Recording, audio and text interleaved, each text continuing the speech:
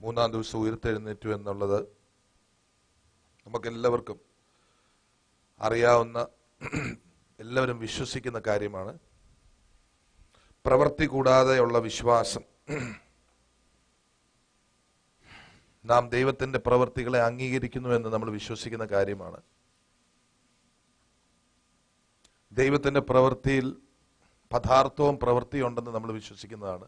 അപ്പം നമുക്കിതിനകത്തുള്ള നമ്മുടെ ഭാഗം എന്താണ്?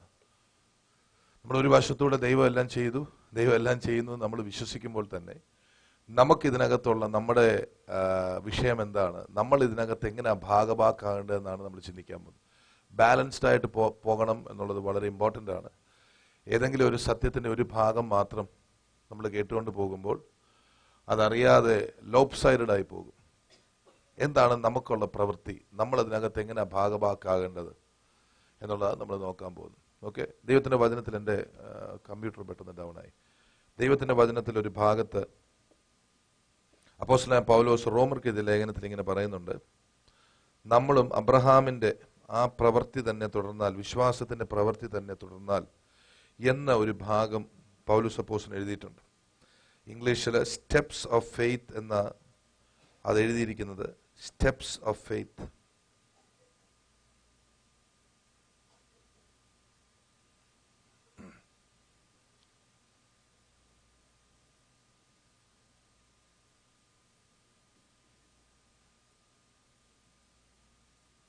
റോമർക്കെഴുതിയ ലേഖനം 4-ാം അധ്യായത്തിന്റെ 12-ാമത്തെ വാക്യം. ഞാനിത് നമ്മളിവിടെ പറയുന്നത് നമ്മുടെ മനസ്സിലും ഹൃദയത്തിലും ദൈവത്തിന്റെ പ്രവൃത്തികൾ കറക്റ്റായിട്ട് പോയി കഴിഞ്ഞാൽ നമുക്ക് വേഗത്തിൽ പെട്ടെന്ന് നമ്മുടെ കാര്യങ്ങൾ, പ്രാർത്ഥനകൾക്ക് ഉത്തരം കിട്ടാനിടയാവും. പ്രാർത്ഥനയ്ക്ക് ഉത്തരം കിട്ടണമെന്നുള്ളത് നമ്മളെക്കാൾ കൂടുതൽ ദൈവം ആഗ്രഹിക്കുന്നു. ദൈവത്തിന്റെ ആ നല്ല സ്വഭാവം നമ്മൾ തിരിച്ചറിഞ്ഞാൽ നമ്മുടെ മാത്രമല്ല, നമ്മുടെ പ്രാർത്ഥന പ്രതീക്ഷിക്കുന്ന അനേകർക്ക് അതൊരു അനുഗ്രഹമായി തീരും. നമ്മളെ വിളിച്ചിരിക്കുന്ന അനുഗ്രഹമായി തീരാം. അത് ചുറ്റുമുള്ളവർക്ക് എല്ലാവർക്കും യേശുവിലൂടെ അനേക അത്ഭുതങ്ങൾ, അടയാളങ്ങൾ നടന്നു കാണും. ദൈവം പ്രവർത്തിച്ചത് അവർ കാണുവാൻ ഇടയാവണം. അങ്ങനെ ആഗ്രഹിക്കുന്നവർക്ക് ഞാൻ ദൈവത്തെ സ്തുതിക്കുന്നു. റോമർ 4-ന്റെ ഓക്കെ,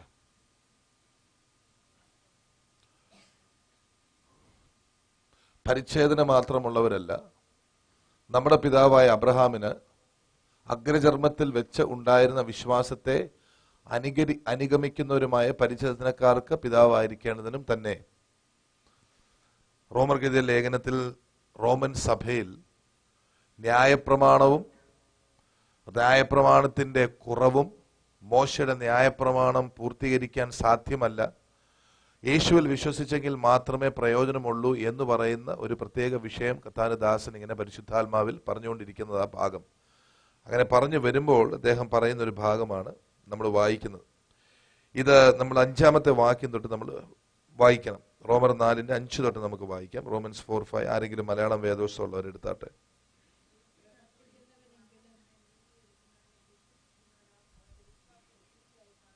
കാരണം ഇവിടെ പറയുന്ന, നമ്മൾ ഈ ദിവസങ്ങളിലെല്ലാം പറഞ്ഞുകൊണ്ടിരുന്ന വിഷയം ഇവിടാണ്. അഭക്തനെ നീതീകരിക്കുന്നവനാണ് ദൈവം. അതാണ് നമ്മൾ ഈ ദിവസങ്ങളിലെല്ലാം പറഞ്ഞുകൊണ്ടിരിക്കുന്നത്. നമ്മുടെ പ്രവൃത്തിയോ നമ്മുടെ സൽപ്രവൃത്തി കൊണ്ടൊന്നും ദൈവം നമ്മളെ അംഗീകരിക്കത്തില്ല. ഇത് നമ്മൾ വ്യക്തമായിട്ട് തിരിച്ചറിഞ്ഞാൽ പെട്ടെന്ന് പ്രാർത്ഥന കേൾക്കാൻ പറ്റും. നമ്മൾ വിശുദ്ധരാണെന്നോ നമ്മൾ നീതിയുള്ളവരാണെന്നോ ഒക്കെ നമ്മൾ പറഞ്ഞുകൊണ്ടിരിക്കുമ്പോഴത്തേക്ക് നമ്മുടെ പ്രാർത്ഥനയ്ക്ക് ഉത്തരം കിട്ടാൻ താമസിക്കും. നമുക്ക് എല്ലാവർക്കും നല്ല പാരമ്പര്യമുള്ള, ഇവിടെ ഇരിക്കുന്ന എല്ലാവരും ഒരുമാതിരി നല്ല പാരമ്പര്യമുള്ളവർ തന്നെയാണ്. എല്ലാവർക്കും പുറകോട്ട് നോക്കിയാൽ അപ്പനപ്പന്മാരുടെ പ്രാർത്ഥനകള്, പൂർവ്വപിതാക്കന്മാരുടെ അനുഗ്രഹങ്ങൾ എല്ലാം ഉള്ള നല്ല കുടുംബത്തിൽ പിറന്നവരെ ഇവിടെ ഇരിക്കുന്ന എല്ലാവരും. ഏതാണ്ട് എല്ലാവരും നിങ്ങളെക്കുറിച്ചൊക്കെ ഏതാണ്ട് എനിക്കെല്ലാം അറിയാം. നമ്മളെല്ലാം അങ്ങോട്ടും ഇങ്ങോട്ടും അറിയുന്നവരാ. നാട്ടിലേക്കൊന്ന് പോയാൽ വലിയ ദൂരത്തിലൊന്നുമല്ല ഇവിടെ ഇരിക്കുന്ന എല്ലാവരും താമസിക്കുന്നത്. ഏതാണ്ട് ഒരു 40 കിലോമീറ്റർ റേഡിയസിനകത്തുള്ളവരൊക്കെയാണ് ഇവിടെ എല്ലാവരും ഉള്ളത്. ഓക്കെ, പക്ഷെ ഇവിടെ പറയുന്ന വിശ്വാസം നമ്മുടെ പൂർവ്വപിതാക്കന്മാരുടെ സുഹൃതം കൊണ്ടുണ്ടാകുന്ന വിശ്വാസമൊന്നുമല്ല. കർത്താവായ യേശുക്രിസ്തുവിൽ വിശ്വസിച്ചാൽ ഏത് അഭക്തനാണെങ്കിൽ പോലും ദൈവം എന്ത് ചെയ്യും? അവനെ ചെയ്യും, നീതീകരിക്കും. നീ യേശുവിൽ വിശ്വസിച്ചോ. ഇന്ന് രാവിലെ നമ്മൾ ഇംഗ്ലീഷ് ആരാധനയിൽ നമുക്ക് അതാ നമ്മൾ കണ്ടത്. അതാ, യേശുവിൽ നിന്ന് വിശ്വസിക്കുക, എങ്കിൽ മാത്രമേ ദൈവം നിന്നെ എന്ത് ചെയ്യത്തുള്ളൂ? നീതീകരിക്കത്തുള്ളൂ. That's it. ക്രൂശിൽ കിടന്ന കള്ളനാണ് അതിനകത്ത് ഏറ്റവും വിശ്വസിക്കാൻ സാധിക്കുന്ന എക്സാമ്പിൾ. പിന്നെ നമ്മൾ മുന്നോട്ട് അങ്ങോട്ട് പോയി കഴിഞ്ഞാൽ പുതിയ നിയമത്തിൽ ഒരുപാട് എക്സാമ്പിൾസ് നമുക്കത് കാണാൻ സാധിക്കും. ദൈവം അവനെ അംഗീകരിച്ചു, ദൈവം അവനെ നീതീകരിച്ചു, ദൈവം അവനെ നീതിമാൻ എന്ന് വിളിച്ചു. പിന്നെ ആ നീതീകരണത്തിന് ദൈവത്തിന്റെ ഭാഗത്തിൽ നിന്ന് മാറ്റമില്ല.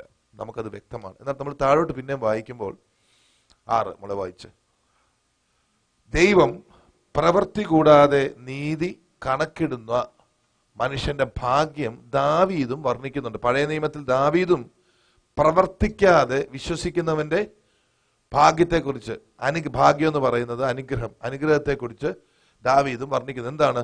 അധർമ്മം മോചിച്ചും പാപം മറച്ചും കിട്ടിയവർ അനുഗ്രഹിക്കപ്പെട്ടവർ, ഭാഗ്യവാന്മാർ, അനുഗ്രഹിക്കപ്പെട്ടവർ. കർത്താവ് പാപം കണക്കിടാത്ത മനുഷ്യനും അനുഗ്രഹിക്കപ്പെട്ടവൻ. ഈ പാപം കണക്കിടുന്നില്ല എന്ന് പറഞ്ഞാൽ അതിന്റെ അർത്ഥം എന്നാണെന്നറിയോ? ഇത് വളരെ വലിയ സംഭവമാണ്. പാപം ചെയ്തിട്ടും ദൈവം അത് പാപമായിട്ട് അംഗീകരിക്കുന്നില്ല. ഇതുകൊണ്ട് പാപം ചെയ്യണമെന്നല്ല. നിങ്ങൾ ഒരു വിഷയത്തിന്റെ പരിപൂർണതയിൽ നിങ്ങൾക്ക് ഉൾക്കൊള്ളാൻ കഴിഞ്ഞാൽ പിന്നെ നിങ്ങൾ പാപം ചെയ്യത്തില്ല. അഥവാ പാപം ചെയ്യാൻ പ്രവണത വന്നാലും നിങ്ങൾക്ക് ഇല്ല, ഞാൻ വീഴത്തില്ല എന്ന് ഉറപ്പോടെ നിൽക്കാൻ പറ്റും. അതാ ദൈവത്തിന്റെ ഉദ്ദേശം. ഞാൻ നീതീകരിക്കപ്പെട്ടവനാണ്. അപ്പൊ ഇടയ്ക്ക് വീണാലോ? ഉത്തരം, നിന്റെ വീഴ്ച കുറഞ്ഞു കുറഞ്ഞു കുറഞ്ഞു കുറഞ്ഞു വരും. മനസ്സിലാവുന്നുണ്ടോ? ഞാൻ പാപിയാണേ പാപിയാണേ പാപിയാണെന്ന് 24 മണിക്കൂറും മുറ വിളിച്ചുകൊണ്ടിരുന്നാൽ പാപം കൂടും, പാപത്തിൽ വീഴാനുള്ള സാധ്യത കൂടും. ഈ സത്യമാണ് അനേകർക്കും മറച്ചു വെച്ചിരിക്കുന്നത്. ദൈവത്തിന്റെ ആത്മാവ് പറയുന്നു, നീ നിന്നെക്കുറിച്ച് എന്ത് ചിന്തിക്കുന്നു അതാണ് നീ. As a man thinketh in his heart, so is he. ഒരു മനുഷ്യൻ അവന്റെ ഹൃദയത്തിൽ അവനെക്കുറിച്ച് എന്ത് ചിന്തിക്കുന്നു?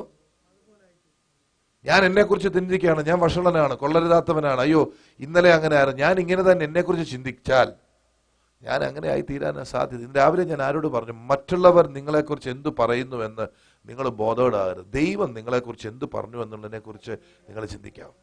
നിങ്ങളെല്ലാവരും പ്രാർത്ഥിക്കണം, മനുഷ്യരുടെ വായിക്ക് നമ്മളെ ഇട്ടുകൊടുക്കരുതേ എന്ന് പ്രാർത്ഥിക്കണം. മനുഷ്യരാരും നമ്മളെക്കുറിച്ച് നല്ലത് പറയാനിരിക്കുവല്ല. നമ്മൾ രക്ഷിക്കപ്പെടുന്നതിന് മുമ്പ് നമ്മുടെ നാവൊക്കെ ആവശ്യമില്ലാതെ സഞ്ചരിച്ചിട്ടുള്ളവരാ. നിങ്ങളെല്ലാവർക്കും അങ്ങനെയൊക്കെ ഉള്ളവർ ഉണ്ടാവാം. ആവശ്യമില്ലാതെ മറ്റുള്ളവരെ കുറിച്ച് അഭിപ്രായം പറയുകയും കമന്റ് പറയുകയും ഒക്കെ ചെയ്യുന്നത് അറിവില്ലാതെയാണ് ഈ പറയുന്നത്. നമുക്കറിയത്തില്ല. ഒരാളെ കുറിച്ച് ഒരു കാര്യം നമ്മൾ പറയുമ്പോൾ നമുക്കറിഞ്ഞുകൂടാ ശരിക്കും എന്താ സംഭവം, അയാളുടെ ഹൃദയത്തിൽ കൂടെ പോകുന്നത് എന്താന്ന് നമുക്കറിയത്തില്ല. ഒരു കാലത്ത് നമ്മൾ അതിന് കൂട്ടുനിൽക്കരുത്. ദൈവം മനുഷ്യനെ ഒന്നാമത് കണ്ടിരിക്കുന്നത് എൻ്റെ സൃഷ്ടിയാണ്. രണ്ടാമത് യേശുക്രിസ്തുവിൽ വിശ്വസിക്കുന്നതിനെ വിലയേറിയവനും മാന്യനും എന്ന ദൈവം കണ്ടിരിക്കുന്നു. അതിൽ കുറഞ്ഞതൊന്നും നമ്മൾ മനുഷ്യരെ വിളിക്കരുത്. നമ്മൾ അങ്ങനെയുള്ളവരല്ല. അപ്പൊ ഇവിടെ 8, കർത്താവ് പാപം കണക്കിടാത്ത മനുഷ്യൻ, രക്ഷിക്കപ്പെട്ട ദൈവമക്കളെ ദൈവം നോക്കിയിട്ട് പാപി എന്ന് ദൈവം വിളിക്കുന്നില്ല. നീതിമാൻ നീതിമാൻ നീതിമാൻ. എന്താ ദൈവത്തിന്റെ പരിജ്ഞാനം നിങ്ങൾക്കറിയോ? ദൈവം നിങ്ങളെ വിളിക്കുന്നത് പോലെ നിങ്ങളായി തീരും. ദൈവം നിങ്ങളെ എന്ത് വിളിക്കുന്നു അതിന് ചേർന്ന് നിങ്ങൾ നിൽക്കണം. നീതിമാന്റെ നീതിമാന്റെ പ്രാർത്ഥനയ്ക്കാണ് ഫലമുള്ളത്. നമ്മൾ തന്നെ പാടാറില്ലേ, നീതിമാന്റെ പ്രാർത്ഥനകൾ ദൈവം കേൾക്കുന്നു. നീതിമാന്റെ പ്രാർത്ഥന ദൈവം കേൾക്കത്തുള്ളൂ. പുതിയ നിയമത്തിൽ യേശുവിൽ വിശ്വസിക്കുന്നതിനെ ദൈവം നീതീകരിച്ചിരിക്കും. നമ്മുടെ പ്രാർത്ഥന കേൾക്കാൻ വേണ്ടിയിട്ടാ. അത് നമ്മുടെ പ്രവൃത്തി കൊണ്ടല്ല, ദൈവത്തിന്റെ പ്രവൃത്തിയാണ്. ദൈവം നമ്മളെ നീതി എന്ന് വിളിച്ചത് കൊണ്ട് നമ്മൾ ഏറ്റു പറയുന്നു, ദൈവമേ നീ എന്നെ നീതീകരിച്ചിരിക്കാൻ ഞാൻ നിന്നെ സ്തുതിക്കുന്നു. ഇവിടത്തേക്ക് ഇവിടെ നിങ്ങൾക്കറിയാം വേറെയും ഭാഗങ്ങൾ പറയുന്നുണ്ട്. കൊരിന്ത്യ ലേഖനത്തിൽ ദൈവം നമ്മളെ യേശുവിനെ പാപമാക്കി. എന്തിനാ? നമ്മളെ സ്വന്തം മകനെ പാപമാക്കിയിട്ട് നമ്മളെ ദൈവം നീതീകരിച്ചിരിക്കുക. Okay, right. അപ്പൊ ഇത് വെച്ച് നിങ്ങൾ നോക്ക്, കർത്താവ് പാപം കണക്കിടാത്ത മനുഷ്യൻ അനുഗ്രഹിക്കപ്പെട്ടവൻ. 9. ഈ അനുഗ്രഹം പരിച്ഛേദനയ്ക്കോ അഗ്രചർമ്മത്തിനു കൂടെയോ അബ്രഹാമിന് വിശ്വാസം നീതിയായി കണക്കിട്ടു എന്നല്ലോ നാം പറയുന്നത്. അടുത്ത ചോദ്യമാണ് ആ സഭയിലുള്ളവര് ഇങ്ങനൊരു ചോദ്യം അവിടെ ഉണ്ട്. എന്താണെന്നറിയാമോ? ഇത് യഹൂദന്മാർക്ക് വേണ്ടിയിട്ടുള്ളതാണോ, അവർക്ക് മാത്രമുള്ളതാണോ? അതിനുള്ള ചോദ്യമാ വരുന്നത്. അബ്രഹാമിന് വിശ്വാസം നീതിയായി കണക്കിട്ടു എന്നല്ലോ നാം പറയുന്നത്. ശരി, എപ്പോഴാണ് ഇത് പറയുന്നത്? 10ാമത്തെ വാക്യം. എങ്ങനെയാണ് കണക്കിട്ടത്? പരിച്ഛേദനയിലാണോ അഗ്രചർമ്മത്തിലാണോ? പരിച്ഛേദനയിലല്ല, അഗ്രചർമ്മത്തിൽ അത്ര. Not in circumcision but in uncircumcision. Abraham ദൈവത്തിന്റെ കൽപ്പന പ്രകാരം പരിച്ഛേദന ഏൽക്കുന്നതിനു മുമ്പേ ദൈവം അബ്രഹാമിനെ നീതീകരിച്ചതാ. അബ്രഹാം ചെയ്തത് എപ്പോഴാ? പരിച്ഛേദന ഏൽക്കുന്നതിന് ബിഫോർ സർക്കംസിഷൻ. അങ്ങനെയാണെങ്കിൽ അദ്ദേഹം താഴോട്ട് പറയുന്നത് എന്താ? വായിച്ച മോളെ 11. അഗ്രചർമ്മത്തിൽ വെച്ചുണ്ടായിരുന്ന വിശ്വാസനീതിക്ക് മുദ്രയായി പരിച്ഛേദന എന്ന അടയാളം അവന് ലഭിച്ചത് അഗ്രചർമ്മത്തോടെ വിശ്വസിക്കുന്നവർക്ക് കൂടെ നീതി ഇടപ്പെടുവാൻ തക്കവണ്ണം താൻ അവർക്ക് എല്ലാവർക്കും പിതാവായിരിക്കേണ്ടതിന് എന്ന് പറഞ്ഞാൽ, ചോദ്യം വളരെ സിമ്പിളായിട്ട് ചോദിക്കാം, സ്നാനപ്പെട്ടിട്ടാണോ ദൈവം നിങ്ങളെ അംഗീകരിച്ചത്? അതോ നിങ്ങൾ ദൈവം അംഗീകരിച്ചുകൊണ്ടാണോ സ്നാനപ്പെട്ടത്? നമ്മൾ സ്നാനപ്പെടുന്നത് എന്തുകൊണ്ടാ? അകത്ത് ദൈവം നമ്മുടെ അകത്ത് ഒരു ക്രിയ ചെയ്തു. അതിന്റെ ബാഹ്യാവിഷ്കാരമാണ് സ്നാനം. വിശ്വാസമാണ് വലുത്, പ്രവൃത്തിയല്ല. വിശ്വസിച്ചത് കൊണ്ട് സ്നാനപ്പെട്ടു, അതല്ലേ വിശ്വാസ സ്നാനം എന്ന് പറയുന്നത്. ചിലർ സ്നാനപ്പെടുന്ന സമയത്താണ് ദൈവത്തെ കണ്ടുമുട്ടുന്നതും ഒക്കെ. അത് ഓരോരുത്തരുടെ അനുഭവം മാറി മാറിയിരിക്കും. കർത്താവിന്റെ രാജ്യത്തിൽ 1, 2, 3 എന്നുള്ള ക്രമമല്ല. അനുസരണം എന്ന മനോഭാവമാണ് ദൈവസന്നിധിയിൽ ഒന്നാമത്തെ ക്രമം. ഞാൻ അനുസരിക്കുന്ന കർത്താവെ, എൻ്റെ അകത്ത് അനുസരണമുണ്ട്. നമ്മുടെ മധ്യത്തില് സ്നാനപ്പെടാതെ തിരുവത്താഴം കൊടുത്തിട്ടുണ്ട്. അതിനെതിരെ നാട്ടിലൊക്കെ വലിയ വിമർശനം. ഇവിടെ നമ്മളെ ആരും ഒന്നും പറഞ്ഞിട്ടില്ല, മാറി നിന്ന ആൾക്കാർ പറഞ്ഞിട്ടുള്ളതേ ഉള്ളൂ. പക്ഷെ ഇതാണ് അതിന്റെ പ്രിൻസിപ്പിൾ. ഹൃദയത്തിനകത്ത് സ്നാനപ്പെടാൻ ആഗ്രഹമുണ്ട്. കുടുംബത്തിൽ കലഹം ഉണ്ടാകാതിരിക്കാൻ വേണ്ടി സമാധാനത്തോടെ ഇരിക്കുന്നു. അങ്ങനെയുള്ളവർക്ക് നമ്മൾ കൊടുത്തിട്ടുണ്ട്. അതിൽ ഞാൻ നീതീകരിക്കപ്പെട്ടതെന്ന് എനിക്ക് നന്നായിട്ട് അറിയാം. കർമ്മത്തിൽ വിശ്വസിക്കുന്നവരുടെ പ്രശ്നം എന്താ? എന്താണേലും മുങ്ങിപ്പൊങ്ങണം.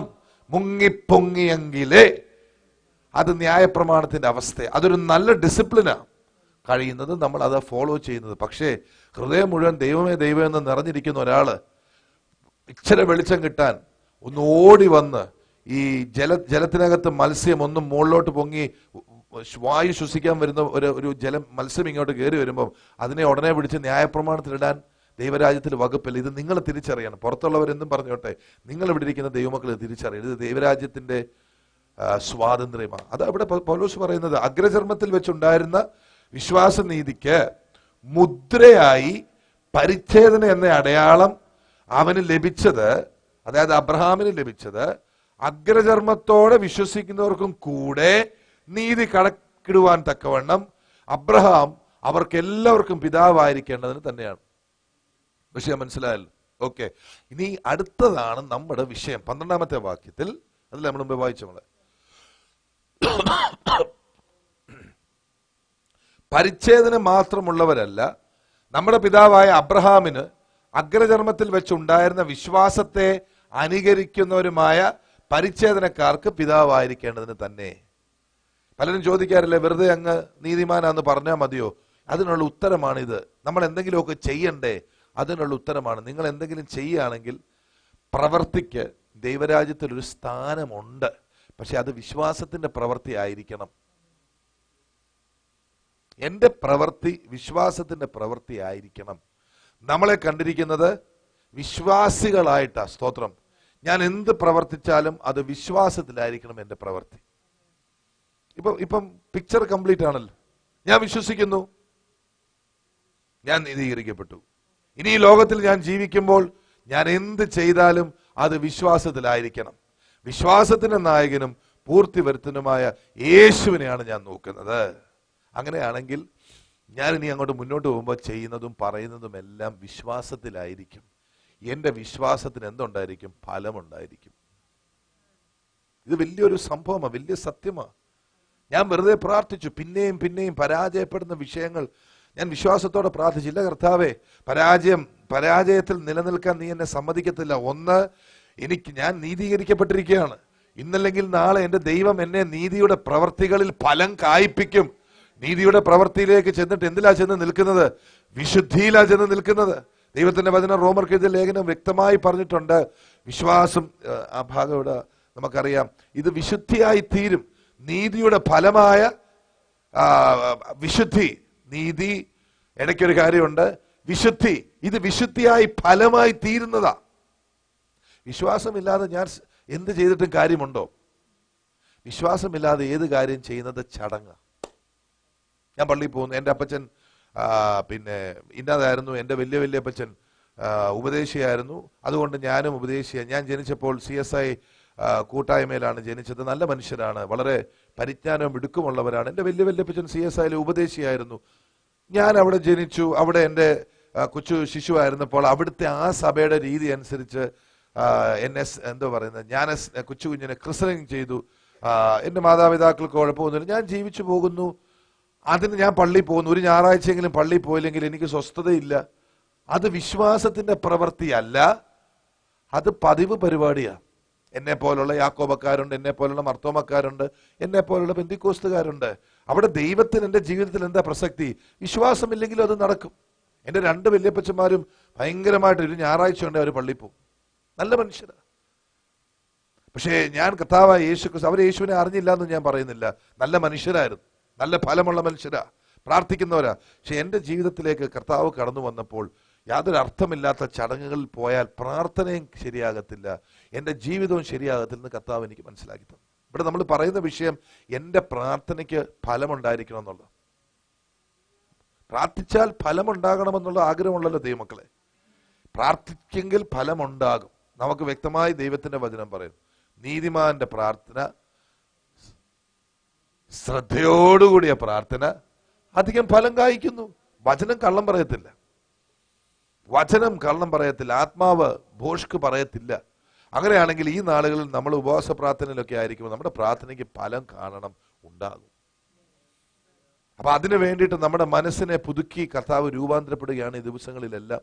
കഴിഞ്ഞ ദിവസങ്ങളെല്ലാം ഒത്തിരി പുതിയ ടീച്ചിങ്സ് കർത്താവ് തന്നു. അതൊക്കെ യൂട്യൂബിൽ അപ്ലോഡ് ചെയ്യും. വരുന്ന ദിവസങ്ങളാണ് വളരെ വേഗത്തിൽ അപ്ലോഡ് ചെയ്യും. നിങ്ങളത് കേൾക്കണം. വിശ്വാസത്തിന്റെ പ്രവർത്തികൾ എന്തൊക്കെയാണ്? നമ്മളിപ്പോൾ വായിച്ചു, 12ാമത്തെ വാക്യത്തിൽ പറഞ്ഞു, പരിച്ഛേദന മാത്രമുള്ളവരല്ല, നമ്മുടെ പിതാവായ അബ്രഹാമിന് അഗ്രചർമ്മത്തിൽ വെച്ചുണ്ടായിരുന്ന വിശ്വാസത്തെ അനുഗമിക്കുന്നവരുമായ പരിച്ഛേദനക്കാർക്ക് പിതാവായിരിക്കേണ്ടതിനും തന്നെ. എന്താണ് അബ്രഹാമിന്റെ ജീവിതത്തിലെ വിശ്വാസത്തിന്റെ പ്രവർത്തികൾ? ഒന്ന് നമുക്ക് നോക്കാം. എബ്രായർക്ക് എഴുതിയ ലേഖനത്തിലേക്ക് നമുക്ക് പോകാം. 1-2 പ്രവർത്തികൾ നമുക്ക് നോക്കാം. എബ്രായർ 11. നമ്മൾ ഇന്ന് കേൾക്കുന്ന വചനം കേൾക്കുന്നത് പോലും വിശ്വാസവുമായി കലരുവാൻ ഞാനും പ്രാർത്ഥിക്കുന്നു. നിങ്ങളും അങ്ങനെ തന്നെ പ്രാർത്ഥിക്കുക. ഞാനിത് പ്രസംഗിച്ച് പറയും, വചനം പറഞ്ഞു കഴിയുമ്പോൾ നിങ്ങളുടെ ഹൃദയത്തിനകത്ത് പരിശുദ്ധാത്മാവ് പ്രവർത്തിക്കേണ്ടതിന് ഞാൻ പ്രാർത്ഥിക്കുന്നു. നിങ്ങളും അങ്ങനെ തന്നെ പ്രാർത്ഥിക്കണമേ എന്ന് ഞാൻ അപേക്ഷിക്കുന്നു. എവിടെ ചേട്ടാണോ? ഓക്കെ.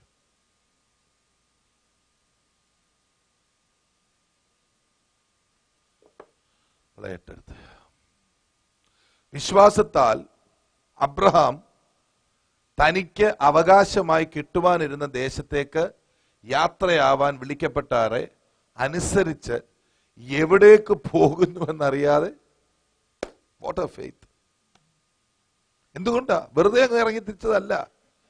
ഇത് നിങ്ങൾ തിരിച്ചറിയണം.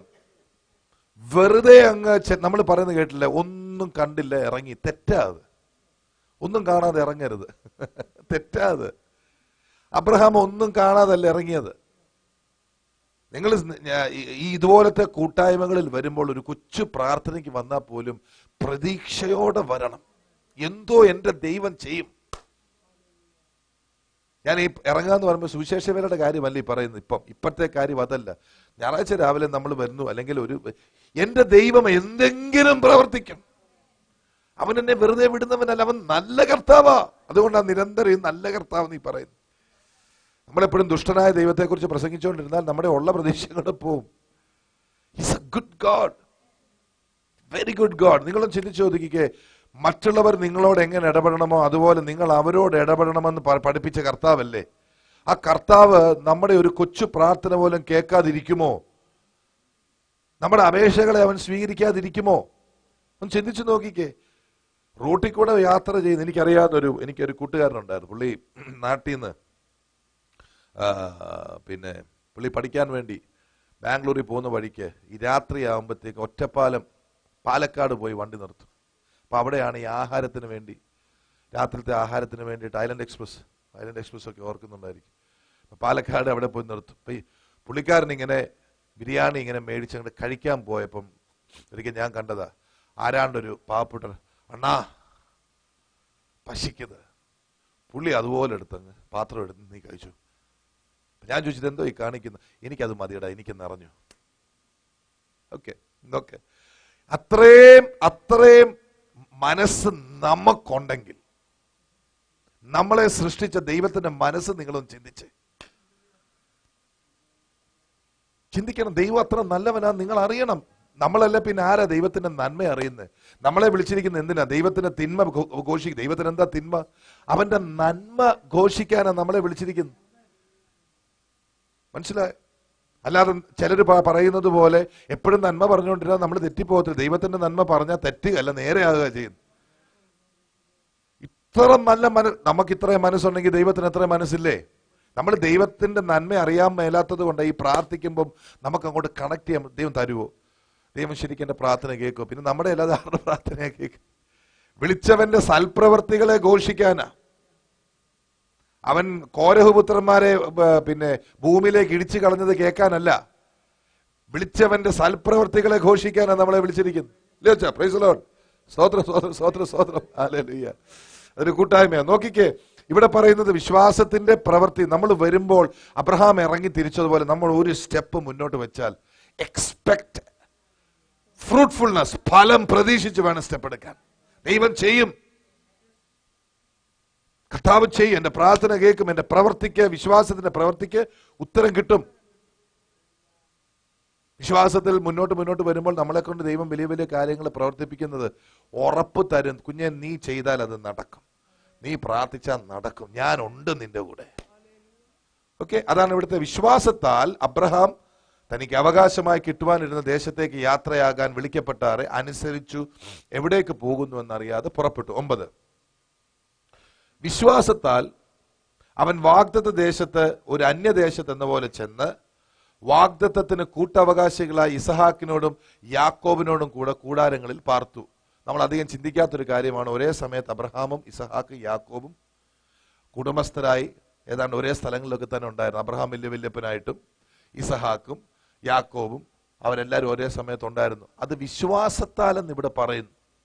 കാരണം ആ സമയത്ത് കൂടാരങ്ങളിൽ പാർക്കുന്നു. നമ്മൾ കൂടാരവാസികൾ എന്നാണ് ആത്മീയമായിട്ട് അറിയപ്പെടുന്നത്. കാര്യം എന്താ? നമുക്ക് ഈ ലോകത്തിൽ സ്ഥിരമായി നിൽക്കുന്നതൊന്നും ഇല്ലാതെ ഈ ലോകത്തിൽ ജീവിക്കുന്ന നമ്മളെക്കുറിച്ച് പറയുന്നത് എന്താ? നമുക്ക് വരുവാനിരിക്കുന്ന ലോകമുണ്ട്, അത് പ്രതീക്ഷിച്ച് ജീവിക്കുന്നവരെയാണ് വിശ്വാസികൾ എന്ന് പറയുന്നത്. എൻ്റെ ഒന്നും അതല്ലേ നമ്മുടെ പഴയ ഭക്തന്മാര് പാടിയത്, എൻ സ്വദേശം ഇക്കരയല്ല, ബാക്കി മറന്നുപോയി. ഹാമിൻ ദേശം, അതുകൊണ്ട് അവർ പാടിയേ. ബാക്കി ഓർക്കുന്നു.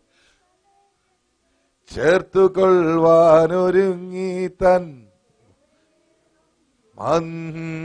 മങ്ങിക്കായി എന്റെ സമ്പത്തെന്തു ചൊല്ലുവാൻ, വേറെയില്ലൊന്നും യേശു മാത്രം സമ്പത്താകുന്നു.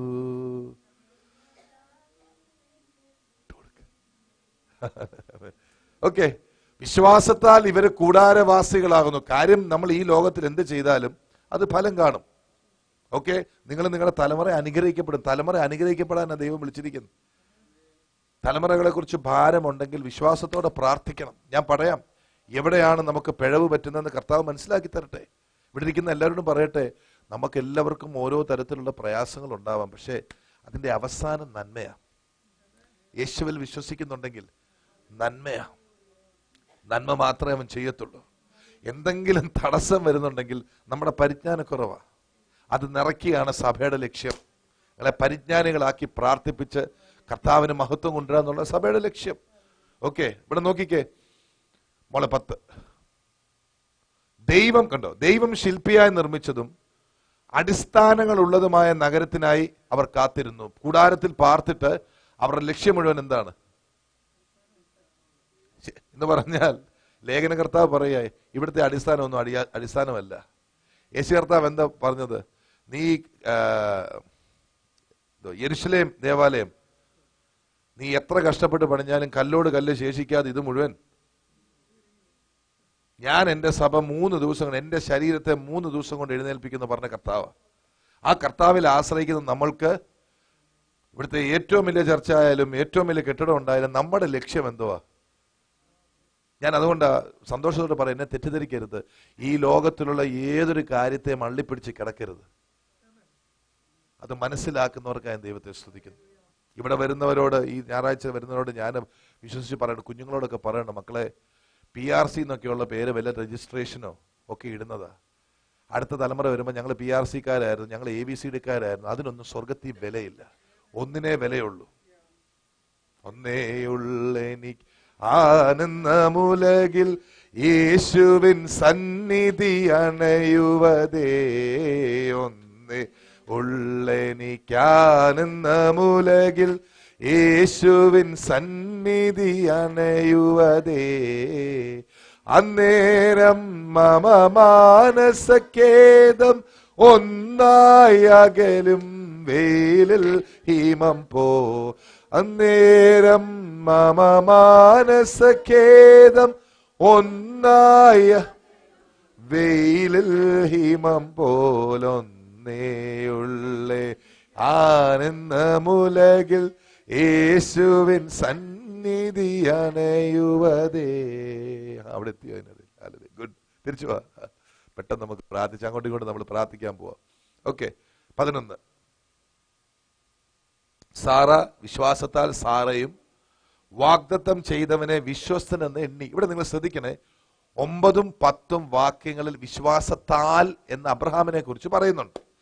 ആ വിശ്വാസത്താൽ എന്താണെന്നുള്ളത് 11ാമത്തെ വാക്യത്തിലാണ് നിർവചിച്ചിരിക്കുന്നത്. ഇതോടെ പറയാണ്, 9ഉം 10ഉം വാക്യത്തിൽ വിശ്വാസത്താൽ അബ്രഹാം ചെയ്ത 2 കാര്യങ്ങൾ, 2 പ്രവർത്തികൾ നമ്മൾ കണ്ടു. ഒന്ന്, അനുസരിച്ചു, എങ്ങോട്ടൊന്ന് പോകുന്നെന്നറിയാതെ ഇറങ്ങി തിരിച്ചു. 2, കൂടാരങ്ങളിൽ പാർത്തു, നിത്യതയിലേക്ക് നോക്കി ഈ ലോകത്തിൽ ജീവിച്ചു. എന്നാൽ ഈ വിശ്വാസത്താൽ എന്നുള്ള വാക്കിന്റെ അർത്ഥം 11ാമത്തെ വാക്യത്തിൽ നമ്മൾ കാണുന്നത്. വേദപുസ്തകം വായിക്കുന്ന ദൈവമക്കളോട് ഞാനൊരു ചെറിയ രഹസ്യം പറയാം. നിങ്ങൾ വേദപുസ്തകം ആദ്യം വായിക്കുമ്പോൾ വെളിപ്പെട്ടു വരുന്ന ചില ചോദ്യങ്ങൾക്ക് ഉത്തരം താഴോട്ട് വായിക്കുമ്പോൾ കാണും. വേദപുസ്തകം പരിശുദ്ധാത്മാവിലും ദൈവസാന്നിധ്യത്തിലും വായിച്ചിട്ട് നിങ്ങൾക്ക് സംശയങ്ങൾ ഉണ്ടെങ്കിൽ നിങ്ങൾ ആരെയും വിളിക്കാൻ പോകണ്ട. പരിശുദ്ധാത്മാവിൽ താഴോട്ട് അങ്ങ് വായിച്ചാൽ മതി. ദൈവത്തിന്റെ വചനത്തിന് നിവർത്തീകരിക്കാനാവാത്തത് കുച്ച് നഹി, ഒന്നുമില്ല. നമ്മൾ വിശ്വാസത്താൽ അബ്രഹാം എന്ന് പറയുമ്പോൾ നമ്മുടെ ഹൃദയത്തിലും നീതീകരിക്കപ്പെട്ടിരിക്കുന്ന എന്റെ ഈ ലോകത്തിലെ പ്രവൃത്തി ബൈ ഫെയ്ത്ത് ആണ്, വിശ്വാസത്താൽ. എന്താണ് ഈ ബൈ ഫെയ്ത്ത്? അതാ 11ാമത്തെ വാക്യത്തിൽ എന്താ അവിടെ പറയുന്നത്? വിശ്വാസത്താൽ സാറയും വാഗ്ദത്തം ചെയ്തവനെ വിശ്വസ്തനെന്ന് എണ്ണി. സാറ ദൈവത്തെ ഒന്ന് എണ്ണി. എണ്ണുക എന്ന് പറഞ്ഞാൽ അതിന്റെ ഇപ്പോഴത്തെ സമകാലീന വാക്യം എന്തായിരിക്കും? ഒന്ന് കൺസിഡർ ചെയ്തത്, ഇംഗ്ലീഷ്. ഒന്ന് നോക്കി, ദൈവത്തിന് പറ്റുമോ? ദൈവത്തിന് സാധിക്കുമോ?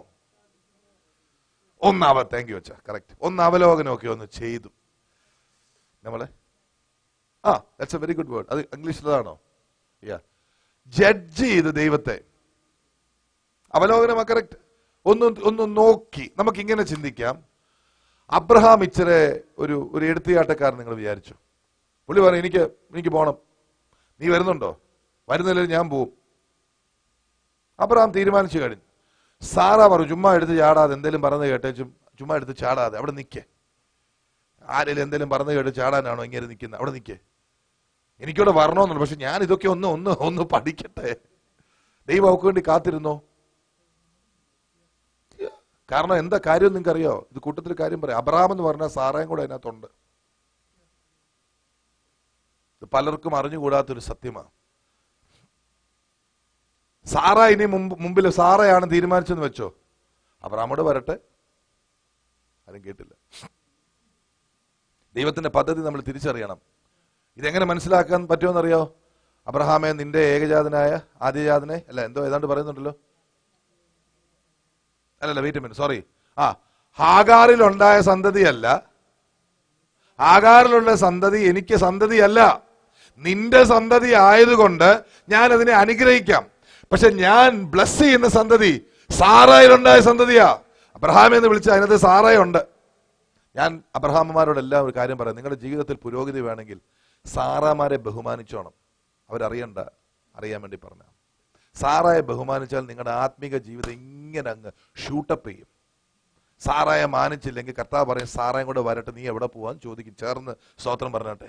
ഇതൊരു ടെക്നിക്ക് പറഞ്ഞു തന്നതാ. സ്തോത്രം. സാറ വരുമെന്നേ, സാറ കൂടെ വരും. കാരണം ദൈവമാണ് കൂട്ടിച്ചേർത്തത്. മനസ്സിലാവുന്നുണ്ടല്ലോ? ദൈവം കൂട്ടിച്ചേർത്തതാ. ദൈവം കൂട്ടിച്ചേർന്ന് ദൈവം പിരിക്കത്തില്ല. സാറയുടെ വിഷയം എന്നാന്ന് ചോദിച്ചാൽ അബ്രഹാം രണ്ടും കൽപ്പിച്ച് അങ്ങ് ഇറങ്ങി. ഞാൻ പോവാ, നീ വരുന്നാലും ഇല്ലേലും ഞാൻ പോവാ. നിക്കച്ചാ ഞാനും വരുന്നുണ്ട്, ഞാൻ ഇതൊന്നും മനസ്സിലാക്കട്ടെ. ഇവള് ബുദ്ധിയുള്ളവളാണ്. എന്ത് പറഞ്ഞു? ഞാൻ ദൈവത്തെ ഒന്ന് ജഡ്ജ് ചെയ്യാൻ പോവാ. എങ്ങനാ? വിധിച്ച് കളയാന്നുള്ള അർത്ഥമല്ല ജഡ്ജ് എന്ന് പറയുന്നത്. അവലോകനം ചെയ്യുക. അല്ലെങ്കിൽ ഞാനൊന്ന് എടാ എന്നെ വിളിച്ച് എന്റെ ഭർത്താവിനോട് ദൈവം സംസാരിച്ചു. എന്താ സംസാരിച്ചത്? ഞാൻ കാണിപ്പാനിരിക്കുന്ന ദേശത്തേക്ക് ഇത് ഞാനിത് പറയാൻ രണ്ടും കൽപ്പിച്ച് അങ്ങ് ഇറങ്ങിയേച്ചാ മതി. വീട്ടിലെ പ്രശ്നങ്ങൾ പെണ്ണുങ്ങൾക്കല്ലേ അറിയാവുന്നത്. പറഞ്ഞു ഞാനോടൊന്ന് ഒന്ന് ഒന്ന് നോക്കട്ടെ, ഞാൻ നിങ്ങളോട് രഹസ്യം പറയാം. ദൈവാത്മാവിന്റെ വിളി ഉണ്ടെങ്കിൽ ഓക്കെ, തീരുമാനങ്ങൾ ഭർത്താക്കന്മാർ എടുക്കുമ്പോഴും പ്രാർത്ഥന വേണം. കർത്താവേ, confirm it through my wife. എത്ര ഭാര്യ എതിർക്കുമെന്ന് പറഞ്ഞാലും ദൈവത്തിൻ്റെതാണ് സംഭവമെങ്കിൽ പിന്നത്തേതിൽ ഭാര്യയെ ഓക്കെ പറയും. മനസ്സിലാവുന്നുണ്ടല്ലോ? ശരി, മുന്നോട്ട് പോകാം. സാറ എന്താ? വിശ്വാസത്താൽ സാറ എന്ന് പറയുമ്പോൾ വിശ്വാസത്താൽ സാറ ദൈവത്തെ ഒന്ന് പഠിച്ചു. കാരണം വാഗ്ദത്തം വന്നത് ആർക്കാ? 12:1 വായിച്ചേ. വാഗ്ദത്തം വന്നത് ആർക്കായി? ഉൽപ്പത്തി 12:1. സാറ എവിടെങ്ങും ഇല്ല. സാറ രാത്രിയില് ബിസി ആയിരുന്നു. ചോറ് ചട്ടിയും കലവും ഒക്കെ എടുത്ത് വെക്കണം, കഴുകണം, എല്ലാം ചെയ്യണം. അബ്രഹാം ആ സമയത്ത് എങ്ങോട്ട് ഇറങ്ങി? അബ്രഹാം രാത്രി പുറത്തോട്ടൊക്കെ ഇറങ്ങി നക്ഷത്രമൊക്കെ ഇങ്ങനെ നോക്കിക്കൊണ്ടിരിക്കുമ്പോഴാ ഹാരാനി വെച്ചൊരു ശബ്ദം കേട്ട, അബ്രഹാമേ,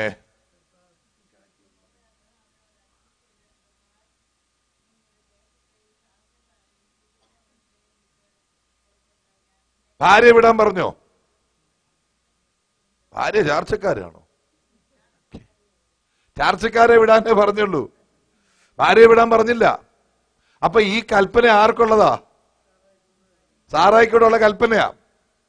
അബ്രഹാം ചെന്ന് പറഞ്ഞു, സാറേ ഒരു കാര്യമുണ്ട്, ദൈവം വിളിച്ചു. ഇങ്ങേർക്കല്ലേ ഇടയ്ക്കിടയ്ക്ക് തോന്നലുള്ളതാ. ദൈവം വിളിച്ചു. ഇവിടെ കാണാൻ ഇരിക്കും മനുഷ്യ. ശരി, അബ്രഹാം എന്ത് ചെയ്യുന്നറിയാം? ശരി, ഞാൻ പറയാനുള്ളത് പറഞ്ഞു. എന്നെ പുറത്തോട്ട് അങ്ങോട്ട് ഇറങ്ങിയച്ച് എന്നെ പറഞ്ഞു, കർത്താവെ കേട്ടല്ലോ, പണ്ട് ആദാം പറ്റിയ അബദ്ധം എനിക്ക് വരത്തില്ല. പൂർവ്വപിതാവായ ആദാം എന്തോ ചെയ്തത്? ചോദ്യം ചെയ്യാതെ ഹൗവ പറഞ്ഞത് അങ്ങ് അബ്രഹാമിന് കുറച്ചും കൂടെ പരിജ്ഞാനം ഉണ്ടായിരുന്നു. തമാശയായിട്ടാണെങ്കിലും അബ്രഹാമിന് പരിജ്ഞാനം എവിടുന്ന് കിട്ടിയെന്ന് നിങ്ങൾക്ക് പറയാമോ? അമ്മാമേ. ആദാമിന് ഇല്ലാത്ത പരിജ്ഞാനം അമ്മാമയ്ക്കല്ല, അബ്രഹാമിന് എങ്ങനെ കിട്ടിയെന്നാ ചോദിച്ചേ. അബ്രഹാമിന് എങ്ങനെ കിട്ടിയെന്നാ ഞാൻ ദൈവമക്കളോട് ചോദിച്ചത്. കാരണം ആദാം അരുതെന്ന് നേരിട്ട് പറഞ്ഞിട്ടും ഹൗവ പറഞ്ഞപ്പോ കേട്ടു. രണ്ടുപേരും കൂടെ ലിഫ്റ്റേ കയറി താഴോട്ടിങ്ങി പോന്നു. അബ്രഹാമിന്റെ കാര്യത്തിൽ അങ്ങനെ സംഭവിച്ചില്ല. അബ്രഹാമിനോട് പറഞ്ഞത് എന്താ? നിന്റെ ചാർച്ചക്കാരെയും വിട്ട്. അപ്പൊ അബ്രഹാമിന് ഒരു കാര്യം മനസ്സിലായി, ഇതെനിക്ക് സാറായിക്കും കൂടെ ഉള്ളതാണെന്ന് അബ്രഹാം മനസ്സിലായി. ഓക്കെ, അബ്രഹാം പക്ഷേ പരിജ്ഞാനത്തോടുകൂടി സാറയോട് ഇടപെട്ടെന്ന് ഞാൻ നിങ്ങളോട് പറയുന്നു. ആ പരിജ്ഞാനം എവിടുന്ന് വന്നു? From the call. ആ വിളിയിൽ അബ്രഹാമിന്റെ ജീവിതത്തിന് ആവശ്യമുള്ളതെല്ലാം ഉണ്ടായിരുന്നു. കർത്താവ് ഒരു പ്രാവശ്യം നിങ്ങളെ വിളിച്ചതാണെങ്കിൽ, അല്പം വൈകിയാണെങ്കിലും ആ പരിജ്ഞാനത്തിൽ നിങ്ങൾ കയറി വരും. ആ വിളിക്കാത്തുണ്ട്. അവിടെയാണ് ഒത്തിരി പ്രശ്നങ്ങൾ കിടക്കുന്നത്. കാരണം അബ്രഹാമിനെ വിളിച്ചു, അബ്രഹാം വരാൻ റെഡിയാണ്, തിരിഞ്ഞു നിൽക്കുകയാണ്, സാറ ഒരുങ്ങുന്നതേ ഉള്ളൂ. പരിജ്ഞാനിയായ അബ്രഹാം സാറ വരാൻ കാത്തിരിക്കുകയാണ്. ഇത് സഭയോടുള്ള ദൂതുമാണ്, നിങ്ങളിൽ പലർക്കുമുള്ള ദൂതാണിത്. സാറ വരാൻ ദൈവം ഒരുക്കിക്കൊണ്ടിരിക്കുകയാണ്. എനിക്ക് അനുഭവം ഉള്ളതാ. ഒരു ദേശത്തുനിന്ന് മറ്റൊരു ദേശത്തേക്ക് പോകാൻ ദൈവം എന്നോട്, ഞാൻ പറഞ്ഞു ഞാൻ റെഡിയാ, ഞാൻ എപ്പോഴേ റെഡിയാ വരാൻ. റീന പറഞ്ഞു, ഞാൻ ഈ അടുത്ത കാലത്ത് എങ്ങും വരുന്നില്ല. ഞാനെങ്ങും വരുന്നില്ല, ഞാൻ വരത്തില്ല. ഞാൻ പോവും. ഞാൻ ഇല്ല അച്ഛൻ പോകത്തുമില്ല, ഞാൻ വരുന്നുമില്ല, അച്ഛൻ പോകുന്നുമില്ല.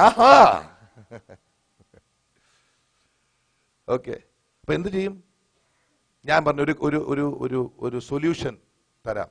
ഞാൻ പറഞ്ഞു, സഹോദരി ഞാനൊരു കാര്യം ചെയ്യാം. ഞായറാഴ്ച രാത്രി ഞാൻ തിരുവനന്തപുരത്തേക്ക് പോകുന്ന ഒരു സൂപ്പർ വണ്ടിയുണ്ട്. അതിരാവിലെ എഴുന്നേറ്റ് ഞാനതേ പോയിട്ട് രാത്രിയിലത്തെ ട്രെയിനിന് മടങ്ങി വന്നോളാം. ഞാൻ അവിടെ പോയി സുവിശേഷ വേല ചെയ്തു. ദൈവം എന്നെ അവിടെ വിളിച്ചേക്കുന്നേ എന്ന് പറഞ്ഞു. നല്ല സൊല്യൂഷൻ. അപ്പം ഞങ്ങളൊരു സൊല്യൂഷനിലെത്തി. രാവിലെ ഞാൻ അവിടെ പോകുന്നു, സുവിശേഷ വേല കഴിയുന്നു, രാത്രി ഇവിടെ വരും. നല്ല സൊല്യൂഷനാണ്. പിള്ളേരാകപ്പാട് ഇത്രയേ ഉള്ളൂ. ബെസ്റ്റ് സൊല്യൂഷനാണ്. ഒരു ഞായറാഴ്ച ചെന്നപ്പോൾ ആരാധനയൊക്കെ കഴിഞ്ഞപ്പോഴത്തേക്കും പുറയിലിരിക്കുന്ന ഒരു അച്ഛനുണ്ട്. അച്ഛനൊരു കേണലാണ്. അച്ഛനടുത്തും ദൂത് പറഞ്ഞു, ഷിജു മുന്നോട്ട് പോയിക്കോ, റീന പുറകെ വരും.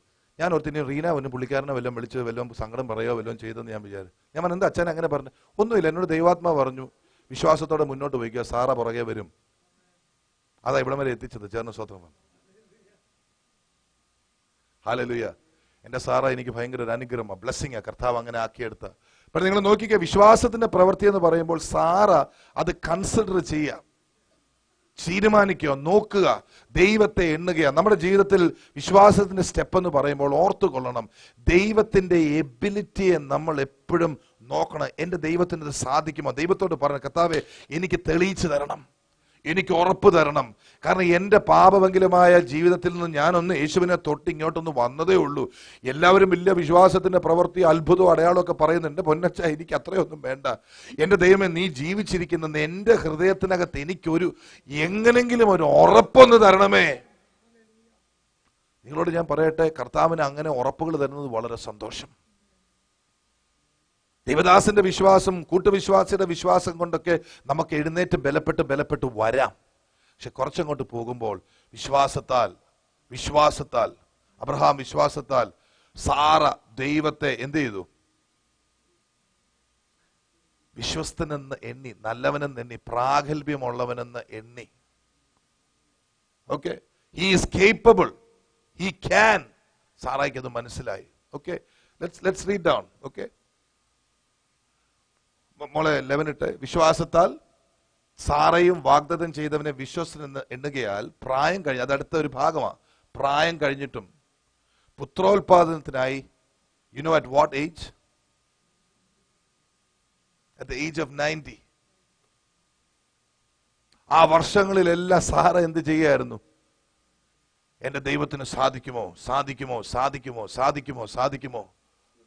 ദൈവം അവന് പ്രൂവ് ചെയ്തു. വിശ്വസിക്കുന്നതിന് മുമ്പ് എന്ത് ചെയ്തു? കവിണ്ണ് വീണ് ചിരിച്ചു. നോക്കണേ, ദൈവം തെളിയിച്ചത് നിങ്ങൾക്ക് അറിയാമല്ലോ. ഞാനൊരു എക്സാമ്പിളായിട്ടാണ് ഇറങ്ങി വരുന്നതിനെ കുറിച്ച് നിങ്ങൾക്ക് മനസ്സിലാക്കാൻ പറഞ്ഞതാ. പക്ഷെ ലൈഫിൽ ത്രൂ ഔട്ട് സാറ പുറകോട്ട് വലിച്ചുകൊണ്ടിരിക്കുകയാണ്. അബ്രഹാം വിശ്വസിച്ച് തന്നെ നിൽക്കുക. ഒടുവിൽ സാറ ഗർഭം ധരിക്കുന്നതിന് മുമ്പത്തെ ആണ്ടിൽ നടന്ന സംഭവം നിങ്ങൾക്കൊക്കെ അറിയാം. എന്താ നടന്നത്? 3 പേരവിടെ വന്നു. 3 പേരവിടെ വന്നപ്പോഴത്തേക്കും നീ പുത്രോത്പാദനം ഉണ്ടാകുന്ന സാറ ഒരൊറ്റ ചിരി. എന്റെ പൊന്നെ, എത്ര നാൾ ഇത് കേൾക്കുന്നു? ദൂതിന്റെ കളിയല്ലേ? ഇനിയെങ്കിലും ദൂത് പരിപാടി അങ്ങ് നിർത്ത്. ദൂത് കേട്ട് വരുന്നവനെല്ലാം തലേ കൈവച്ചേച്ച് ഇങ്ങനെ സംഭവിക്കും, നിന്നെ ദേശത്ത് അങ്ങനെ ആക്കും, അങ്ങനെ ആക്കി തീർക്ക്. എന്റെ അച്ഛാ, വേറെ പരിപാടി വല്ലതും ചെയ്യും. ഇവനൊക്കെ കൊടുക്കുന്ന പണം കൊണ്ട് വല്ല അനാഥാലയത്തിലും കൊണ്ടിട്. സ്തോത്രം. ഇത് പറഞ്ഞ പുള്ളിക്കാരി അങ്ങ് കവിണ്ണ് വീണങ്ങ് ചിരിച്ചു. അപ്പം ദൈവത്തിന്റെ ആത്മാവ് പറഞ്ഞു, നീ ചിരിക്കുന്നത് കണ്ടായിരുന്നല്ലോ. അപ്പോഴാ പുള്ളിക്കാരിക്ക് മനസ്സിലായത്. പുള്ളിക്കാരി ചിരിക്കുന്നതും കരയുന്നതും ഒക്കെ കാണുന്ന ഒരാളുണ്ടെന്ന് അപ്പോഴാ മനസ്സിലായി. ഹല്ലേലൂയ. വിശ്വാസമുള്ളവന്റെ കൂടെ നടന്നാൽ ഒരു കാര്യം പറയട്ടെ, ഇങ്ങനെ കരയുകയും ചിരിക്കുന്നതൊക്കെ തമ്പുരാൻ കാണും. സാറ അബ്രഹാമിലൂടെ നടന്നെങ്കിൽ നമ്മൾ യേശുവിന്റെ കൂടെ നടക്കുന്നു. We are walking with Jesus. നമ്മൾ യേശുവിന്റെ കൂടെ നടക്കുന്നു. ഓക്കെ, യേശുവിന്റെ ആ സഹവാസം, അതാ നമ്മൾ വിശ്വസിക്കുന്നത്. നീതീകരിക്കപ്പെടുക എന്ന് പറഞ്ഞാൽ, നീതിമാന്മാരാകുക എന്ന് പറഞ്ഞാൽ യേശുവിന്റെ കൂടെ ചേർന്ന് നടക്കുക. അബ്രഹാമിനെ ദൈവം വിളിച്ചു, വിശ്വാസം അബ്രഹാമിന്റെ മേൽ ഇട്ടു. സാറ കൂടെ പോയത് കൊണ്ട്, ഭാര്യ ആയതുകൊണ്ട് ആ വിശ്വാസം സാറയുടെ മേലും പകർത്തപ്പെട്ടിരുന്നു. യേശുവിന്റെ വിശ്വാസം നമ്മുടെ മേലും പകർത്തപ്പെട്ടിരിക്കുകയാണ്. ദൈവത്തിന്റെ കൂടെ നമ്മൾ നടക്കുന്നെങ്കിൽ ദൈവത്തിൽ നിന്നും യേശുവിന്റെ മേൽ വീണ വിശ്വാസം നമ്മുടെ മേലും പകർന്നുകൊണ്ടിരിക്കുക. ഇന്ന് ഇംഗ്ലീഷ് സർവീസിന് വന്നിട്ടില്ലെങ്കിൽ നിങ്ങൾ യൂട്യൂബിൽ, കുഞ്ഞെ അതൊന്ന് യൂട്യൂബിൽ നിന്ന് ചെയ്യണേ. അതിനകത്തുണ്ട് ക്രിസ്തുവിന്റെ മേലിട്ടിരുന്ന ആ പുതപ്പ് അങ്ങോട്ട് ഇട്ടത് നിങ്ങൾ കണ്ടല്ലോ. യേശുവിന്റെ അതേ വിശ്വാസമാണ് നമുക്കും ഉള്ളത്.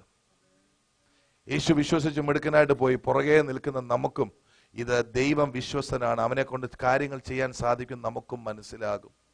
അതാ വിശ്വാസത്തിന്റെ പ്രവൃത്തി. നോക്ക്, ദൈവം വിശ്വസ്തൻ എന്ന് എണ്ണുകയാൽ പ്രായം കഴിഞ്ഞിട്ടും പുത്രോത്പാദനത്തിന് ശക്തി പ്രാപിച്ച ഒരൊറ്റ മിറക്കിൾ മതി. നമുക്ക് മനസ്സിലാകുന്ന രീതിയിൽ ദൈവത്തിന്റെ ഒരു ഇടപെടലും മതി നിങ്ങളിരിക്കുന്ന പലരും കത്താൻ. ഒരുപാടൊന്നും വേണ്ട, നമുക്ക് മനസ്സിലാകുന്ന രീതിയിൽ ഒരു അത്ഭുതം മതി. ഞാൻ ആ സാക്ഷ്യം പറയട്ടെ, ഒരുപാട് അത്ഭുതങ്ങളുടെ നടുവിലാണ് ഞാൻ ഈ ജീവിക്കുന്നു. എന്റെ വല്യമ്മച്ചി ഇങ്ങനെ എന്നോട് പറഞ്ഞിട്ടുണ്ട്, എന്റെ ജീവചരിത്രം നീ എഴുതണം. അല്ല, ഞാൻ എഴുതും. My life is a bundle of miracles. My life എന്തോ അമ്മച്ചി പറഞ്ഞത്, മൈ ലൈഫ് ഇസ് എന്തോ. എന്റെ വല്യമ്മച്ചിയുടെ സാക്ഷി എന്നോട് പറഞ്ഞിട്ടുണ്ട്. വർഷങ്ങളായിട്ട് രക്ഷിക്കപ്പെട്ടപ്പോൾ മുതൽ അമ്മച്ചിയുടെ ജീവിതത്തെ കുറിച്ച് പറഞ്ഞിട്ടുണ്ട്. മുഴുവനും അത്ഭുതങ്ങളാണ്.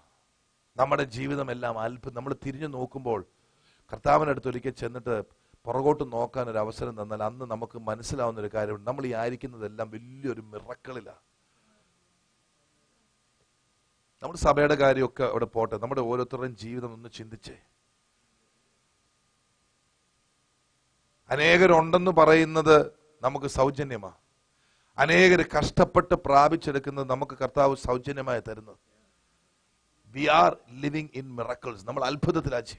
നമ്മളൊരു പക്ഷെ ചിന്തിക്കും, ഞാൻ അധ്വാനിച്ചു, ഞാൻ പ്രാർത്ഥിച്ചു, ഞാൻ അങ്ങനെ ചെയ്തു, ഞാൻ അത് ചെയ്തു, ഇത് ചെയ്തു. ദൈവമക്കളെ തിരിച്ചറിയാൻ നിങ്ങളുടെ പ്രാർത്ഥനയ്ക്ക് ഉത്തരം തന്നിട്ടുണ്ടെങ്കിൽ അതിന്റെ കാരണം യേശുവിന്റെ വിശ്വാസം നിങ്ങളുടെ പ്രാർത്ഥനയുടെ മേൽ പുരണ്ടത് കൊണ്ടാ.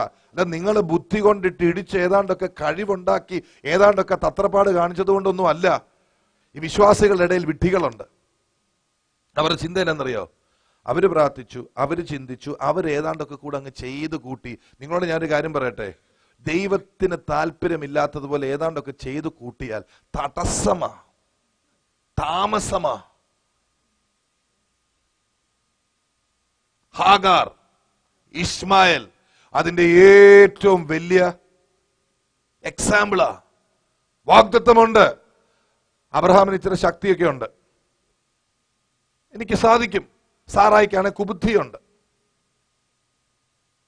മനസ്സിലായോ? ബാക്കി ഞാൻ പറയണ്ടല്ലോ. അബ്രഹാം ദൈവം പ്രതീക്ഷിച്ചത് എന്താ? സാറായി കുഞ്ഞുണ്ടാകാൻ, ഹാഗാറി കുഞ്ഞുണ്ടാകാനല്ല. എനിക്ക് നിന്റെ ശക്തിയും നിന്റെ എബിലിറ്റിയും നിനക്ക് ഹാഗാറിന്റെ മേലുള്ള നിന്റെ ആ വലിയ യജമാനത്വമൊന്നും എനിക്ക് വേണ്ട. എടുത്തോണ്ട് പോടാ എന്റെ മുമ്പിൽ നിന്ന്. അതാ ദൈവത്തിന്റെ പ്രവൃത്തി. ഹാഗാറുമായിട്ട് ആ കുഞ്ഞുണ്ടായതിനു ശേഷം അബ്രഹാം 14 വർഷം ദൈവം അബ്രഹാമിനോട് സംസാരിച്ചില്ല. ഉൽപ്പത്തി പുസ്തകം 17 അധ്യായം 1 വാക്യം നിങ്ങൾ വായിച്ചാൽ ജഡത്തിന്റെ പ്രവർത്തികളെ കാണിപ്പിക്കുന്ന ചിലത് അബ്രഹാമിന്റെ ജീവിതത്തിൽ കാണാൻ പറ്റും. അബ്രഹാമിന് 99 വയസ്സായപ്പോൾ യഹോവ അബ്രഹാമിന് പ്രത്യക്ഷനായി അവനോട് പറഞ്ഞു, ഞാൻ സർവശക്തിയുള്ള ദൈവമാകുന്നു. നമ്മുടെ ഭാഷയെ പറഞ്ഞ മര്യാദക്ക് ഇനിയും തൊട്ട് ജീവിച്ചോണം. അതാ ദൈവം പറഞ്ഞത്. നിനക്ക് വാഗ്ദത്വമൊക്കെ ഉണ്ടെന്നുള്ളത് വലിയ കാര്യമാ. പക്ഷെ നിന്റെ വാഗ്ദത്വത്തിന്റെ പുറകിൽ ആത്മാവിന്റെ ഒരു പ്രവൃത്തിയുമുണ്ട്. വാഗ്ദത്വം ഉണ്ടെന്ന് പറഞ്ഞാൽ നിനക്ക് തോന്നുന്നത് ചെയ്യാനല്ല, എന്റെ ആത്മാവ് തന്നെ നിനക്കത് നിവർത്തിച്ചു തരും. മനസ്സിലാവുന്നുണ്ടോ? ആത്മപ്രവൃത്തി, ആത്മാവിന്റെ പ്രവൃത്തി ഇല്ലാത്തതൊന്നും എനിക്ക് വേണ്ട. I don't want it. ഞാൻ അനുഗ്രഹിക്കണമെങ്കിൽ അത് ഇസഹാക്കിനെ അനുഗ്രഹിക്കത്തുള്ളൂ.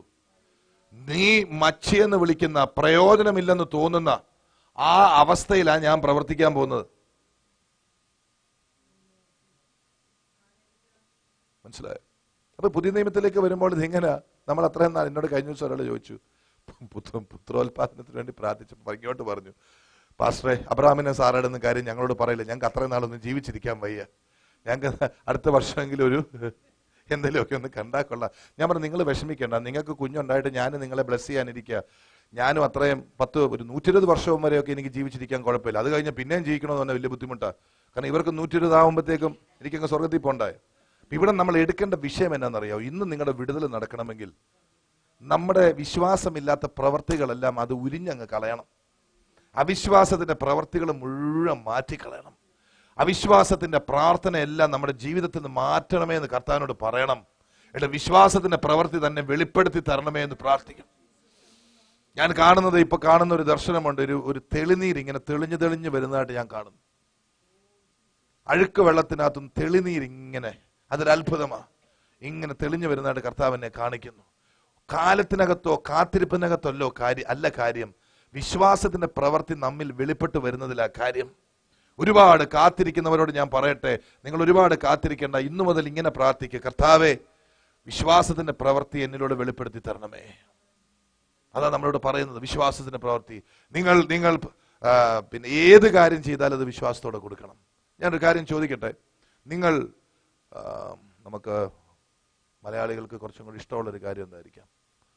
നിങ്ങൾ എന്ത് ചെയ്താലും അത് പ്രതീക്ഷയോടെ ചെയ്യണം. ഉത്തരം കിട്ടുമെന്ന് പറഞ്ഞ് തന്നെ ചെയ്യണം. വിലയില്ലാതെ ഒന്നും ചെയ്യരുത്. വിലയില്ലാതെ വെറുതെ എന്നുള്ളത് കർത്താവിന് ഇഷ്ടമല്ല. ഇത് തിരിച്ചറിയണം. നിങ്ങളൊരു പറയുന്നുണ്ട് $10 നിങ്ങൾ ദൈവത്തിന് കൊടുത്താൽ, ഇഷ്ടം പോലെ ഉണ്ട്, എന്നാ ദൈവമേ പിടിച്ചോന്ന് പറഞ്ഞ് കൊടുക്കരുത്. കർത്താവെ കോടിക്കണക്കിന് $ഉണ്ട്, സ്വിസ് ബാങ്കിലെ അവർ പിന്നെയും വിളിച്ചു ഉപദ്രവമായി, പണമെല്ലാം എടുത്തോണ്ട് പോണേ, അതുകൊണ്ട് കുറച്ച് പള്ളിക്കിരിക്കട്ടെ എന്ന് പറഞ്ഞിട്ടല്ല കൊടുക്കേണ്ടത്. ഹലോ, അങ്ങനെ കൊടുക്കുന്നത് എനിക്കറിയാം. ദൈവം എന്ന് കേട്ടാൽ ഉടനെ, ദൈവം ആരുടെയും കടക്കാരനല്ല. നീ ദൈവത്തിന് കൊടുത്തിട്ടുണ്ടെങ്കിൽ ദൈവം മടക്കി തരും. കർത്താവ് എന്താ പറഞ്ഞ? അമർത്തി കുലുക്കി നല്ലൊരു, എന്നിട്ട് എന്ത് ചെയ്യാന്ന് പറഞ്ഞു? നീ ആയുഷ്കാലം മുഴുവൻ കാത്തിരിക്കാനാണോ പറഞ്ഞേ? നിനക്ക് മടക്കി കിട്ടുമെന്നാ പറഞ്ഞു. അപ്പൊ ചിലർ പറയാം, അപ്പൊ അങ്ങനെ പ്രതീക്ഷിച്ചോണ്ടാണോ ഇടേണ്ടത്? അതല്ല പറഞ്ഞത്. കാരണം നിനക്ക് എന്തെങ്കിലും അനുഗ്രഹം കിട്ടും, അതിൻ്റെ കൂടെ വേറൊരു കാര്യം കൂടെ നിനക്ക് കിട്ടും. നിനക്ക് വിശ്വാസം തിരിച്ചു കിട്ടും കൂടെ. നീ ദൈവത്തിന് പണം കൊടുത്താൽ തിരിച്ചെന്ത് കിട്ടുമെന്നറിയോ? 10% കൊടുത്താൽ 100 കിട്ടും. കണക്ക് പറയാലോ, ഒരു ഉദാഹരണം പറഞ്ഞ, അതിൻ്റെ കൂടെ വിശ്വാസം കൂടെ നിനക്ക് വർദ്ധിക്കും. നിങ്ങളൊരു പ്രാർത്ഥനയ്ക്ക് നിങ്ങൾക്ക് ഉത്തരം കിട്ടിയ വിശ്വാസം വർദ്ധിക്കത്തില്ല മോളെ? പ്രാർത്ഥനയ്ക്ക് ഉത്തരം കിട്ടിയ വിശ്വാസം വർദ്ധിക്കുമോ ഇല്ലയോ? നിങ്ങളുടെ പ്രവൃത്തിക്ക് ഉത്തരം കിട്ടിയ വിശ്വാസം വർദ്ധിക്കുമോ ഇല്ലയോ? നിങ്ങൾ എന്ത് വിശ്വാസത്തിൽ ചെയ്താലും അതിന് പ്രതിഫലമുണ്ട്. ഒരു ചോദ്യം, അബ്രഹാം തന്റെ കുഞ്ഞിനെ യാഗമായി സമർപ്പിച്ചപ്പോൾ അവനെ മടക്കി കിട്ടുമെന്ന് വിശ്വാസമുണ്ടായിരുന്നു. ദൈവത്തിന്റെ വചനം അങ്ങനെ പറയുന്നുണ്ട്. ഞാനൊക്കെ ചെറുപ്പത്തിൽ കേട്ടത്, ഒന്നും കാണാതെ അബ്രഹാം ഇറങ്ങി വെറുതെ കൊണ്ട് കൊച്ചിനെ അങ്ങ് കൊടുത്തു. പിന്നെ ദൈവം പുള്ളിയുടെ ആ നല്ല മനസ്സ് കണ്ടുകൊണ്ട് കൊച്ചിനെ കൊടുത്ത അതൊക്കെ ഈ ധാർമ്മിക ഉപദേശങ്ങളിൽ നിന്ന് വെളിപ്പെട്ട് വരുന്നതാ. ധർമ്മോപദേശങ്ങളിൽ നിന്ന് വെളിപ്പെട്ട് വരുന്നതാ. സദാചാര ഉപദേശങ്ങൾ ഇന്ന് ഒരുപാട് ക്രൈസ്തവ സഭകളിലുണ്ട്. നീ എങ്ങനെ നന്നായിട്ട് ജീവിച്ചു സ്വർഗത്തിൽ ചെല്ലണം തിരിച്ചറിയണം. നന്നായിട്ട് ജീവിച്ചാലൊന്നും സ്വർഗത്തിൽ ചെല്ലത്തിൽ, വിശ്വസിച്ചാൽ സ്വർഗത്തിൽ ചെല്ലാം. അതിന് ആൾക്കാർ പറയുന്നത് എന്താ? ലാസറിന്റെ കൂടെ ഉണ്ടായിരുന്ന ധനവാനോടുണ്ടായിരുന്ന ലാസർ, പുള്ളി ദാരിദ്ര്യവാനായതുകൊണ്ടാണ് പുള്ളി സ്വർഗത്തിൽ പോയത്. ഇതൊന്നും വിശ്വസിക്കല്ലേ? അങ്ങനെയാണ് ലോകത്തുള്ള പിച്ചക്കാർ മുഴുവൻ സ്വർഗത്തിൽ ചെല്ലുമല്ലോ. അതല്ല വിശ്വാസം, അതല്ല സംഭവം. അവന് വിശ്വാസം ഉണ്ടായിരുന്നു. He had faith. It is faith that will take you to heaven. ആ വിശ്വാസമാണ് നമ്മിൽ വെളിപ്പെട്ട് വരണം. നിങ്ങൾ എന്ത് ചെയ്താലും അത് വിശ്വാസത്തോടെ ചെയ്യുവിൻ. ദൈവം വിശ്വസ്തൻ എന്ന് എണ്ണുവിൻ. വാക്ക് പറഞ്ഞവൻ മാറത്തില്ല എന്ന് എണ്ണുവിൻ. നിങ്ങളെ എഴുന്നേൽപ്പിക്കുമെന്ന് പറഞ്ഞാൽ ദൈവം ചെയ്തിരിക്കും. ഞാൻ വളരെ വളരെ വളരെ ഹാപ്പിയാണ് ഇന്ന് ഇത് പറയുമ്പോൾ. ഇന്ന് എൻ്റെ കർത്താവ് പിന്നെയും എൻ്റെ ജീവിതത്തിൽ ജയിച്ചൊരു ദിവസമാണ്. എനിക്കത് നെറ്റിക്കൂടെ ഞാൻ പറയുന്നില്ല. ശത്രു എതിരെ വെച്ചതിനെ ഇണക്കാൻ കഴിയുന്ന ഒരു ദൈവത്തെ ഞാൻ ആരാധിക്കും. ശത്രുക്കൾ കാണുക വിരുന്നൊരുക്കുമെന്നൊക്കെ നമുക്ക് വാഗ്ദത്തമുണ്ടല്ലോ, ദൂതുണ്ട്. അതിന്റെ അർത്ഥം എന്താ? നമുക്ക് എതിരായിട്ടുള്ളത് ആരാ? മനുഷ്യരുമായിട്ട് നമുക്ക് എതിർപ്പില്ല. പിശാചിൻ കാണുക നമുക്ക് അവൻ വിരുന്നൊരുക്കി തുടങ്ങി. മനുഷ്യരുമായിട്ട് നമുക്ക് ഒരു പ്രശ്നം. നിങ്ങൾക്ക് യുദ്ധമുള്ളത് ജഡരക്തങ്ങളോടല്ല, വാഴ്ചകളോടും അധികാരങ്ങളോടും ദുഷ്ടാത്മസേനയോടും അത്രേ. നമുക്ക് കർത്താവ് വലിയ ജയം വെച്ചിട്ടുണ്ട്. വിശ്വാസത്തിന്റെ പ്രവൃത്തി. ഞാനൊരു വാക്ക് പ്രാർത്ഥിച്ചേച്ച് ഈ സമയത്ത് നിങ്ങൾ ഒരു നല്ല പാർട്ട്ണറിനെ കണ്ടുപിടിച്ചേച്ച് അവരോട് ചോദിക്കണം, ഞാൻ നിങ്ങൾക്ക് വേണ്ടി എന്ത് പ്രാർത്ഥിക്കണം. എന്നിട്ട് നിങ്ങൾ വിശ്വാസത്തോടുകൂടി അവർക്ക് വേണ്ടി പ്രാർത്ഥിക്കുക. അതിനുവേണ്ടി ഒരു 5 മിനിറ്റ് എടുക്കാവോ? എന്താണ് അവരുടെ വിഷയം നിങ്ങൾ ചോദിക്കുക. അത് നിങ്ങൾക്ക് പറയാൻ പറ്റുന്ന വിഷയമാണെങ്കിൽ അവരോട് ഷെയർ ചെയ്യുക. എന്നിട്ട് ഒരു കാര്യം കൂടെ അവരോട് ചോദിക്കണം, എത്ര ദിവസത്തിനകം ഇത് നടന്നു കിട്ടാൻ നിങ്ങൾക്ക് ആഗ്രഹം ചോദിക്കാൻ വിശ്വാസമുണ്ടോ? എന്നിട്ട് ഞാൻ നിങ്ങൾക്ക് വേണ്ടി പ്രാർത്ഥിക്കാം, ഇത്ര ദിവസത്തിനകം ഇത് നടക്കട്ടെ എന്ന് പറഞ്ഞ് പ്രാർത്ഥിക്കാൻ തൻ്റെ ഇടമുണ്ട്. അതാ വിശ്വാസം. അത് കേട്ടപ്പോൾ എല്ലാവരും തണുത്തുപോയി. കാരണം ആർക്കും ഉത്തരവാദിത്വം എടുക്കാൻ വയ്യ. ഒരു കാര്യം ചെയ്യും, കർത്താവ് എന്നേലൊക്കെ ഇവിടെ കൊണ്ട് നിർത്തുകയാണെങ്കിൽ നിർത്തുമ്പോൾ അറിയാൻ പറ്റും. ന്യൂയോർക്കിലുള്ള റോയ് ബ്രദറിന്റെ മകന് സുഖമില്ലാതെ വന്നപ്പോൾ ഒറ്റ പ്രാർത്ഥന പ്രാർത്ഥിച്ചപ്പോൾ ഞാൻ ഇങ്ങനെ പറഞ്ഞുള്ളൂ, നിങ്ങളുടെ മകൻ നശിച്ചു പോകാനൊന്നും അല്ല ദൈവം. ഇത് നിങ്ങൾക്കൊരു മുതൽക്കൂട്ടാ. നിങ്ങൾ ഈ പ്രശ്നം കഴിഞ്ഞെഴുന്നേറ്റ് വരുമ്പോൾ നിങ്ങൾക്ക് പിന്നെയും ഒരു പ്രാഗൽഭ്യം കിട്ടാനാ. ഇന്നലെ റോയ് ബ്രദറും പ്രൊഫസർ സിസ്റ്ററും കൂടെ പോയ സമയത്ത് എന്നെ വിളിച്ചു പറഞ്ഞു, ഞങ്ങൾ മോനെ കളക്ട് ചെയ്യാൻ പോവാ. ഞാൻ പറഞ്ഞു, ഇനി നമ്മുടെ ക്രൈസ്റ്റ് ഫെലോഷിപ്പ് വളരാൻ പോവാ. ഇനി നിങ്ങൾ അവിടെ ഈ പ്രാഗൽഭ്യത്തോടെ അങ്ങോട്ട് ശുശ്രൂഷിക്കുമ്പോൾ റവറൻ ഫാദർ കോർ എപ്പിസ്കോപ്പ നൈനാൻ വരണ്ട, നിങ്ങൾ ശുശ്രൂഷിച്ചാൽ മതി. ഞാൻ പറഞ്ഞ 3 വർഷം ഉച്ചക്കത്തെ എൻ്റെ ഉറക്കം ദൈവത്തിന് കൊടുത്തുകൊണ്ട് വഴിക്ക് വെച്ച് ഉറങ്ങി ഇങ്ങനെ പോകുമ്പോൾ വഴിക്ക് ചവിട്ടി നിർത്തി ഞാൻ മയങ്ങിയച്ച് ഞാൻ പോയിട്ടുണ്ട്. അതൊന്നും വൃഥാവലാകത്തില്ല. എനിക്ക് രാജ്യം സ്ഥാപിക്കാനല്ല, എൻ്റെ ദൈവം എനിക്കൊരു വാഗ്ദത്തം തന്നിട്ടുണ്ട്. ഞാൻ കാല് കുത്തുന്നത് അവൻ്റെ സഭ അവൻ കിട്ടുമെന്ന് വാഗ്ദത്തമുണ്ട്. അതിന്റെ മഹത്വം അവനെ കിട്ടത്തുള്ളൂ. അതവിടെ നടക്കും. അവരെ ദൈവം ഉപയോഗിക്കും. വലിയൊരു കൂട്ടം അവിടെ വരും. അത്ഭുതങ്ങൾ അടയാളങ്ങൾ അവിടെയും നടക്കും. അത്ഭുതം അടയാളം നമ്മുടെ സ്വന്തം ഒന്നുമല്ല, തമ്പുരാന്റെയാ. നമുക്കാർക്കും പ്രത്യേകമായിട്ട് എഴുതി വെച്ചതൊന്നുമല്ല. യേശു പറഞ്ഞു, നിങ്ങൾ എന്നിൽ വിശ്വസിച്ചാൽ ഞാൻ പിതാവിന്റെ അടുത്ത് പോകുന്നത് കൊണ്ട് എന്നേക്കാൾ വലിയ കാര്യങ്ങൾ നിങ്ങൾ ചെയ്യും. സ്തോത്രം. വിശ്വാസമുണ്ടോ പ്രിയപ്പെട്ട? എനിക്കുണ്ട്. എനിക്ക് നല്ല വിശ്വാസമുണ്ട്. ഈ ദേശത്തെ എല്ലാ സ്റ്റേറ്റുകളിലും കുറഞ്ഞത് ഒരു പ്രാതിനിധ്യമെങ്കിലും നമുക്കുണ്ടാകുമെന്ന് ദൂതുണ്ട്.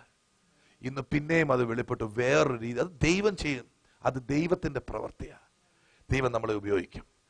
നമുക്ക് പ്രാർത്ഥിക്കാം. അടുത്തിരിക്കുന്ന ആളോട് നിങ്ങളൊന്ന്, ഞാൻ ഒരു വാക്ക്, ഒറ്റ വാക്ക്, ഒരു ഇമ്പാർട്ടേഷന് വേണ്ടി പ്രാർത്ഥിക്കാം മാത്രം. ഒന്നും പറയല്ല.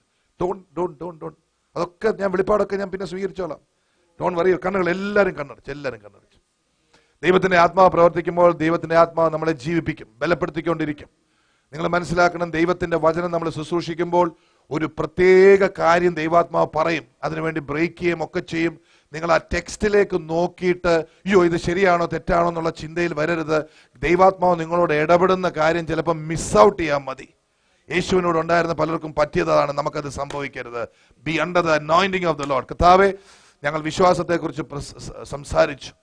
നീ നല്ലവനെന്ന് എണ്ണുവാൻ, നീ വിശ്വസ്തനെന്ന് എണ്ണുവാൻ, നീ ആർക്കും കടക്കാരനല്ലാന്ന് എണ്ണുവാൻ, നീ വിചാരിച്ചത് ചെയ്യുമെന്ന് ഞങ്ങൾ വിശ്വസിക്കുവാൻ തക്കവണ്ണം കർത്താവേ, നിന്റെ പ്രവൃത്തിയിൽ ഒരിക്കലും നീ പുറകോട്ട് പോകുന്നവനാണെന്ന് മനസ്സിലാക്കി ഞങ്ങൾ വിശ്വാസത്തിൽ പ്രാർത്ഥിക്കുവാൻ.